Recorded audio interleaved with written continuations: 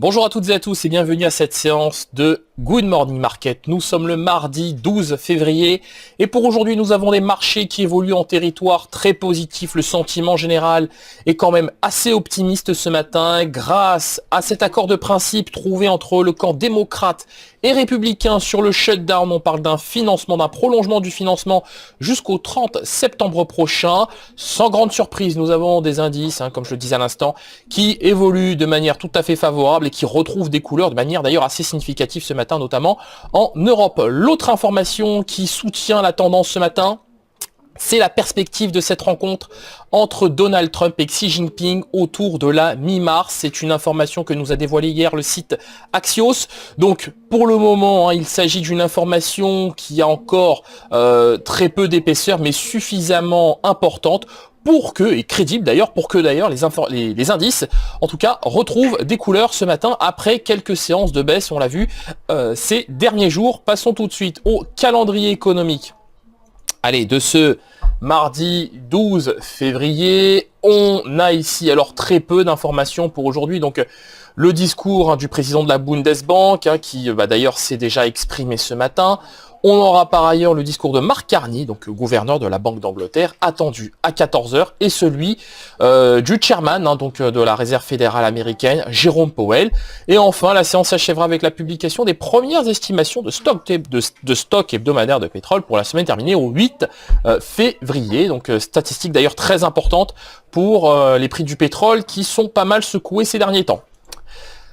L'indice S&P 500 qui, vous le voyez, en unité de temps journalière, retrouve du terrain, retrouve des couleurs, regagne du terrain en direction des 2737. Donc il s'agit des récents plus hauts, c'est les niveaux du 5 février dernier, donc c'était la semaine dernière. De notre point de vue, on devrait assez facilement aujourd'hui retrouver ces niveaux de prix. On est autour des 2724 au moment où nous parlons sur le contrat à terme S&P 500. Donc, sans beaucoup de difficultés, on devrait revoir le niveau des 2737 points sur cet indice S&P 500. La toile de fond est tout à fait favorable. Donc, vous le voyez, ici, on a bien rebondi depuis le 24-25 décembre dernier. On est soutenu désormais par cette moyenne mobile exponentielle à 200 périodes qui se situe autour des 2698 points. Donc en l'état, sur l'indice S&P 500, il n'y a vraiment pas de nuage à l'horizon pour retrouver le niveau des 2737 points. Poursuivons cette analyse avec l'indice DAX 30 qui lui aussi, nous le disions en introduction, retrouve des couleurs au-dessus d'un niveau qui est d'ailleurs très important, ou en tout cas qui était très important ces derniers temps. Donc je pense bien évidemment au niveau des 11 132 points qui s'affichent à l'écran.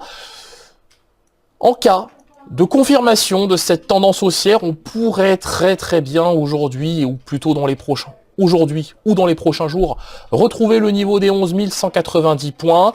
La toile de fond technique est très favorable, les prix sont soutenus par les moyennes mobiles à 7 périodes courbe bleue et 21 périodes courbe blanche, donc une fois de plus ici sur le DAX 30, et ce malgré d'ailleurs le niveau du Bund, et donc on le voit que pour l'heure en tout cas la chute de l'euro a vocation à soutenir le DAX, donc c'est très bien comme ça, j'ai envie de dire, et pourquoi pas tout simplement un retour dans les prochaines séances, si ce n'est peut-être aujourd'hui sur le niveau des 11 190 points.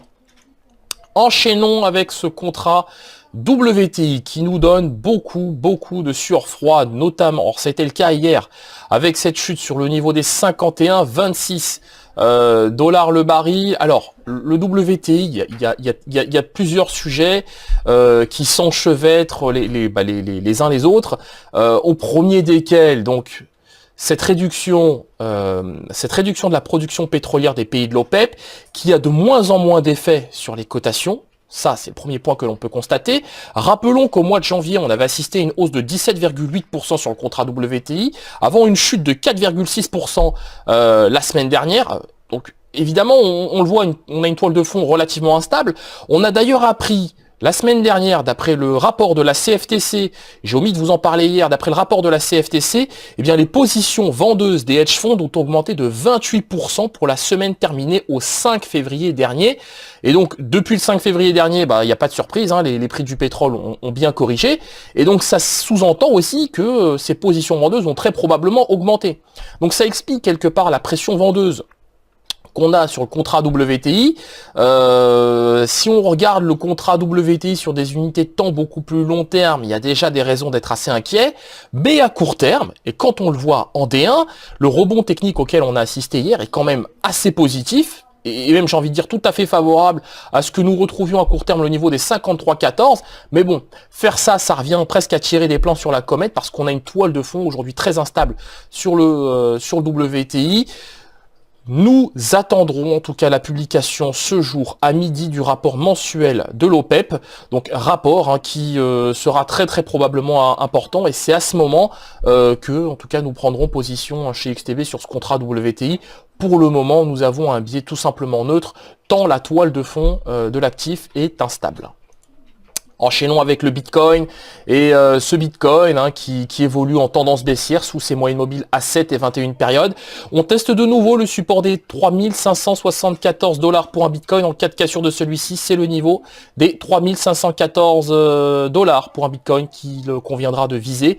Dans le cas contraire et en cas de rebond technique au-dessus des 3600, eh bien pourquoi pas un retour sur le niveau des 3660 à peut-être même 3700 $ pour un Bitcoin. Néanmoins, la toile de fond, ou plutôt la faveur du marché reste vendeuse au moment où nous parlons sur le Bitcoin. Nous terminons cette analyse avec la paire USD-Yen, donc le scénario haussier que nous vous avons présenté hier se matérialise, en tout cas se matérialise de plus en plus. Donc le dollar continue de se renforcer face au yen, face à l'euro, face à la livre sterling. 110,6 yens pour un dollar, c'est le niveau que nous avons au moment où nous parlons, et ça devrait se poursuivre, ça devrait continuer probablement en direction des 111,35 à 111,77 à court terme, court moyen terme. Donc cette paire USD-Yen nous semble bien mûre en tout cas pour une poursuite de la hausse en direction des 111,35 yens à 111,77 yens pour un dollar. Merci d'avoir suivi ce Good Morning Market. Nous allons nous quitter sur cette note. Nous vous souhaitons une excellente séance de trading, une excellente journée. N'hésitez pas à partager et à liker cette vidéo. Au revoir.